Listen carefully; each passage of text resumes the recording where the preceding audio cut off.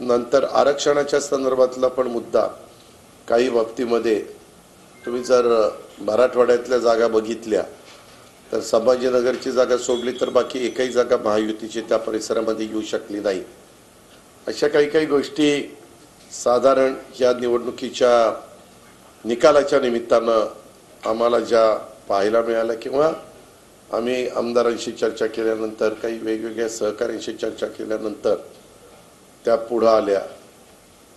त्याच्यातनं आम्हाला जी नोंद घ्यायला पाहिजे ज्याच्यातनं आम्हाला काही निर्णय घ्यावे लागतील ते घेण्याच्या करता आमची निश्चितपणे पुढची वाटचाल राहणार आहे। आणि ह्या 3-4 गोष्टीचा फटका आम्हाला निश्चितपणे बसला आहे। महायुतीच्या उमेदवारांना हे मान्यच करावं लागेल। शेवटी जनता जनार्दन सर्वस्व असते।